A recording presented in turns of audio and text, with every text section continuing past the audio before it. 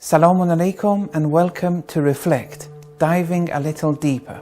Like with all other aspects in Islam, the wudu also bears an exoteric, outer, and an ezoteric, inner dimension. What is the philosophy underlying the wudu? And why is it associated with so much spiritual value and growth? How does the spirit grow through physical rituals? The holy texts have described the wudu as a light from within. But why? In Islam, according to the logic of several verses and numerous traditions, one extrapolates, understands, and observes that whilst with every verse of the Quran there's an outer, exoteric, external, outwardly, zahiri, letter of the law, dimension, layer, and meaning, there exists simultaneously an inner, esoteric, internal, inwardly, batini, spirit of the law, dimension, layer, and meaning. This philosophy and secret applies to all of Allah's words, all of Allah's messengers' words, His assigned rituals, supplications, ethics, and doctrinal articles of faith. So one must appreciate that with every verse, tradition, ritual, ethic, doctrinal article or jurisprudential ruling, it contains a zahir and a batin. It's one reality, but this reality is multidimensional. And what's even more important to acknowledge is the fact that the zahir and the batin of any given verse, tradition, ritual, ethic, legal ruling or doctrinal article, they're inseparable. A zahir minus batin approach adopted by dangerous literalist movements, or a batin minus zahir approach adopted by pseudo-Sufis is a contradiction in terms. One cannot and should not suffice with one dimension and be oblivious to the other. Sufficing with the outwardly dimension is tantamount to a spiritless corpse. There is no life, no dynamicity. It's dead. One must take care, because with every physical movement and action one accomplishes, there arises within our souls an inner movement. You are your actions. Inna dunya mazra'atul akhirah. This world, it's the hereafter's farmyard. But you are the farmer. You are the farm. You are the seeds. And you are the harvest. It's all you. And you are your actions. Think about it. Coming back to the wudu, it's defined esoterically as the purification of the soul from ethical vices and lowly ethical traits, and the purification of the intellect from lowly contemplative pollutions and dilemmas that lead to one's misguidance and misguiding others, and the purification of one's innate nature from seeing other than him. Look how the definition has suddenly expanded in depth. Whilst the intention of the exoteric wudu is subliminal in nature, the intention of the esoteric wudu is not to execute an action that is contrary to Allah's pleasure, whatever that contrariness may be, and to perform all one's actions purely for Allah's sake and not for other than Him, be these actions acts of worship or simple things like inviting friends, eating, writing a book, and so on. Have you ever invited someone over but they didn't invite you back and you became disappointed as a result? I did. Why? Because you didn't invite for Allah's sake. Have you ever had your book stolen from you and then published in another person's name? Actually, yes. Did it disappoint you? Why?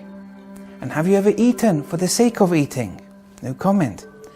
Every action you carry out must be mentally channelized through a modulating and filtering mechanism that checks whether or not you're doing it to acquire divine pleasure and satisfaction. And this is step 2 of muraqabah, a self-scrutinizing tool employed in spiritual wayfaring. And what are the conditions and qualifications one requires to succeed in this regard? It's step 1. one must constantly endeavor in performing one's sharia assigned obligatory injunctive duties and refrain from the muharramat in Islam. That is step 1 of muraqabah. Now, whilst the exoteric wudu starts with physical washing of the face, in the esoteric wudu, the washing of the face is tantamount to the cleansing of the heart's face from worldly affinities. My house, my car, my spouse, my certificate, my honor, my status, my wealth, I did this, I did that. And the cleansing of the heart's face from all that is in the world, i.e., seeing the sun minus Allah, moon minus Allah, plants minus Allah, animals minus Allah. Chapter 2 verse 115, فَأَيْنَمَا تُوَلُّوا فَثَمَّ وَجْهُ اللَّهِ. And hence, whichever way you turn, there's the face of Allah. But we're blind to this fact and deny seeing Him whilst seeing Him. How?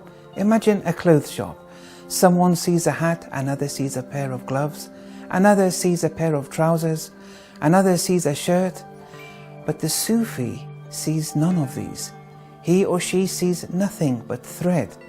Whichever way you turn, there is thread. Some deny it and see mere labels such as hat, gloves, trousers. But some recognize that there is nothing but thread. Seeing the trousers minus thread, gloves minus thread, the shirt minus thread is a dunya phenomenon which is constructed by you, within you, by your imaginative faculty. The dunya lies within, not outside you. The collection of all these false attributing and predicating my house, my spouse, these are termed by the Quran as dunya. Not the heavens and earth, the dunya, and that lies within you. As the mystics say, the dunya is a decaying carcass, and its seeker a dog. And the seeker and the sword, they're both najis. فَأَعْرِضْ أَمَّنْ تَوَلَّى عَنْ ذِكْرِنَا وَلَمْ يُرِدْ إِلَّا الْحَيَاةَ الدُّنْيَا. And turn away from those who turn away from remembering us, Allah's attributes. They intend nothing but the life of the dunya, an Allah-less life, sufficing with the mere labels and denying the all-encompassing reality. Whilst one is occupied with the physical washing of one's hands and forearms during the exoteric wudu, the esoteric wudu is prescribing us to wash our hands clean from that which is seized upon by them, namely goods, money, good deeds, heaven, and so forth. Don't see these as your own doing. The elbow joints of the forearms are symbolic of causes and means that surround us, such as the doctor's treatment, the grocer's provision of fruits, the car alarm's system, the teacher's teaching, and so on and so forth. But we are to wash ourselves clean from all such causes and assign no independence to them whatsoever, and see the one cause in play all the time, moment to moment, since pre-eternity to post-eternity. Every manifestation is Him in dimension. كُلَّ يَوْمٍ هُوَ فِي شَأْنٍ. We thank the doctor, but Allah is Ash-Shafi, the curer. We thank the grocers, but Allah is Ar-Raziq, the sustainer. We thank the teacher, but Allah is Al-Mu'allim. And we appreciate the alarm device, but Allah is Al-Hafid, the preserver. All around us, it's all His attributes manifesting, but we're blind. Next is the wiping of the head. What does this signify esoterically?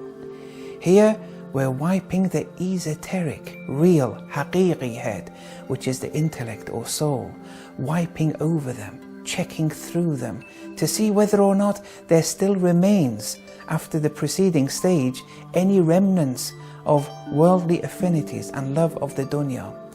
After all, the ahadith state that the love of the dunya is the root to all errors and sins, and we want to eliminate this. According to traditions, abandonment of the love of the dunya is the basis to all acts of worship. And finally, we come to the wiping of the feet, where we cleanse our feet from approaching places which are not on a par with Allah's pleasure and divine obedience. The ezoteric feet has been referred to by some mystics as our faculties of knowledge and action, and by other mystics as our appetitive and conquering faculties, the shahwa and ghadab. That is, such faculties must be tamed and modulated in such a manner whereby one avoids acting contrary to Allah's satisfaction. Now, after going through all that, imagine one follows this protocol of wudu 5 times a day. Wouldn't that elevate the soul? Traditions describe the wudu as cleansing one's inner darknesses 5 times throughout the day, preserving oneself from concealed impurities. Also, there are numerous traditions mentioning supplications to be read with every component of the wudu. And memorizing them is good, but even better is perceiving them and incorporating them over time. These were just some of the obligatory aspects of the wudu. There are mustahab, recommended aspects to the wudu, such as the gargling of the mouth, inhaling water through the nose, and so on and so forth, each of which contains inner wisdoms. And all this is just on the issue of wudu. The batini worldview applies to all acts of worship. Imam Khomeini rahmatullah alayhi speaks of the ghusl as containing 150 inner esoteric meanings. The rulings of tayammum, menstruation, salat and all its components, fasting, charity, hajj, eating and drinking, wearing clothes, all these have inner esoteric meanings and are to be incorporated in order for us to grow spiritually. Don't miss out. Missing out would be tantamount to wasting one's religion and, God forbid, wasting oneself. This was Reflect, diving a little deeper.